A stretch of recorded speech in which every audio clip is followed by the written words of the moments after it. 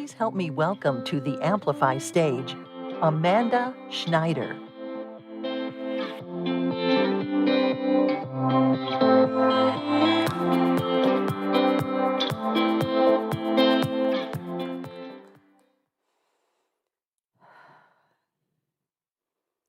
Oh, Amanda, I told you never to go into a bar by yourself.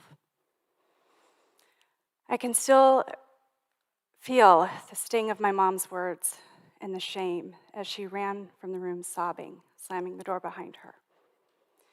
After I settled myself, I went into her room to comfort her when I was the one that desperately needed the comforting. My mom was reacting to something that happened just a week earlier. I was at a work conference at a luxury resort. We had several long days, and my friends and colleagues were heading back to their rooms for the evening.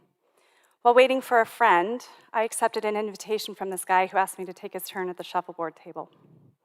Not being much of a shuffleboard pro myself, I flubbed his turn, laughed it off, and said goodnight.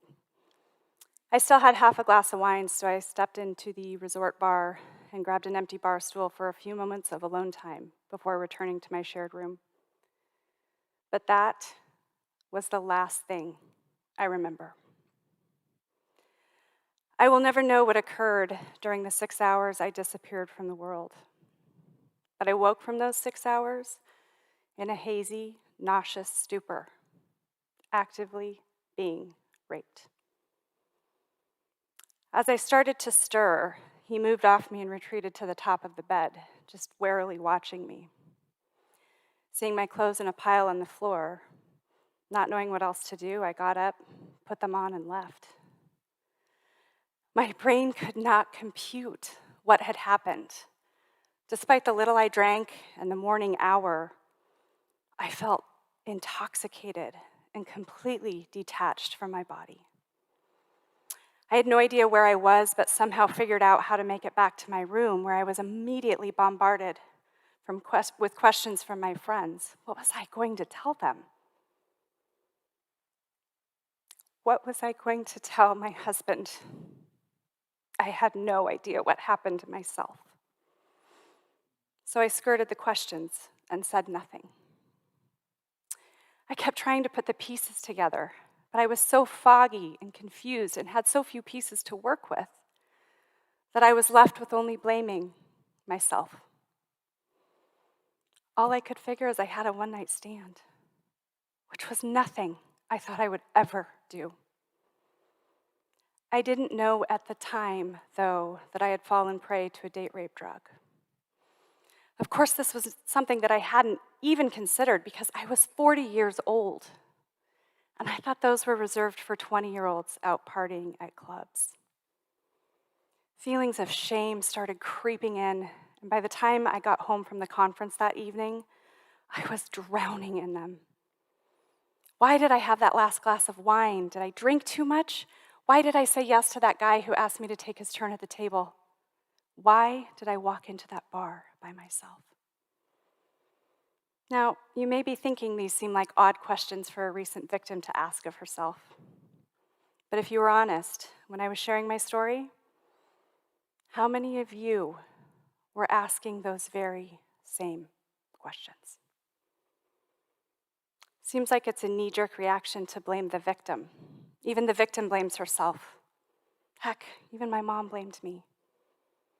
With this condemnation, how could I ever share my truth? And knowing I was not alone made no difference.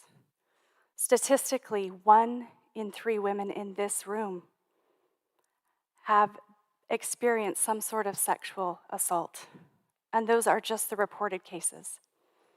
I believe that number to be far higher because in the days following the rape, many victims of sexual assault blame themselves, feel deep shame, and never, ever talk about it. And in that moment, I could understand why. When I got home that evening, my husband was already asleep and leaving early the next morning for a 3-day work trip. I was terrified to tell him, so I let him sleep. I feared he would blame me too, and frankly thought he might leave me. I needed time to figure out if I could shove this experience down and just not talk about it. When morning came, I saw no other choice but to put a smile on my face and go back to being the mom and wife I was before I left. But I felt plastic, pretend, completely isolated and alone from the rest of the world. I just couldn't bear it. So I broke down, called a close friend, the one who I thought would have the most empathetic ear, and I asked her to come over. Sitting in the safe nook of my kitchen, I swallowed down the fear and I said what I thought was unspeakable. Someone slipped a drug in my drink, and I was raped. She didn't blame me. She didn't judge me. And as a matter of fact, she shared an experience of sexual assault that had happened to her 20 years prior that she had never talked about.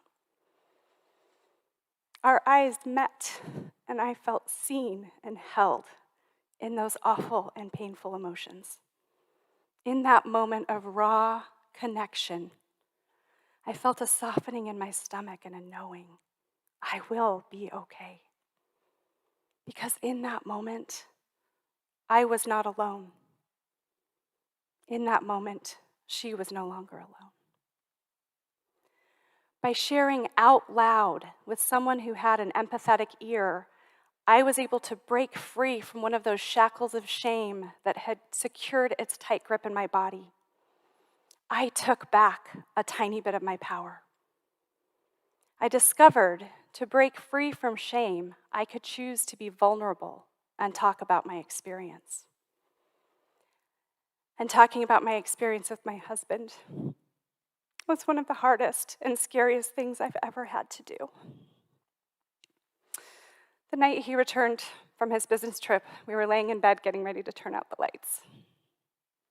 I have something I need to tell you, I began.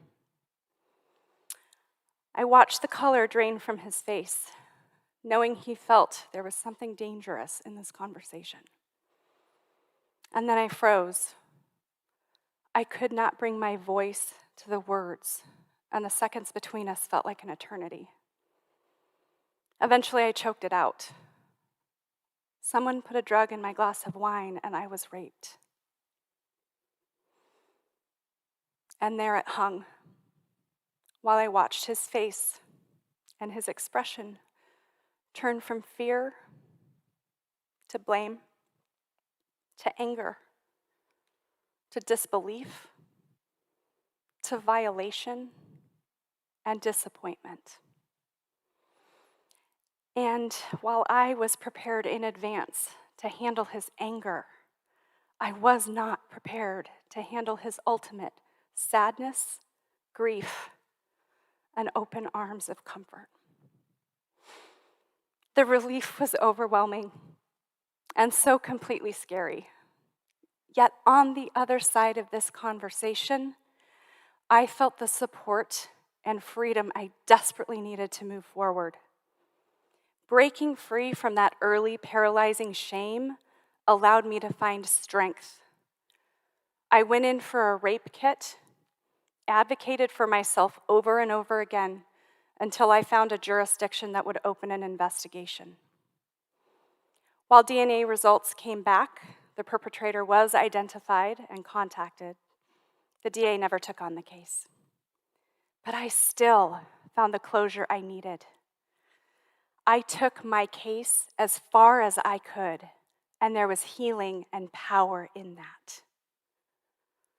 The more I shared, the more I realized I wasn't alone. Over and over again, I experienced the empathetic response and another shackle of that shame break free. Through these conversations with others, I was healing from the inside out. And I was reclaiming my power. Even if you haven't experienced sexual assault, do you have an experience in your past that you pushed down?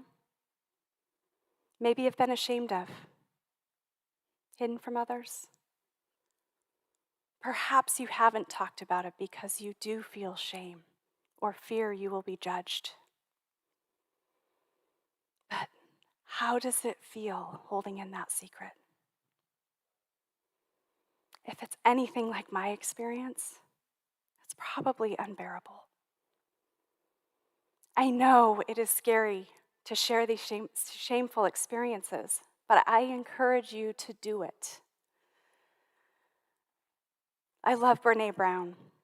She's an expert on shame and vulnerability. And she says that shame loves secrecy. The most dangerous thing to do after a shaming experience is hide or bury our story. When we bury our story, the shame metastasizes.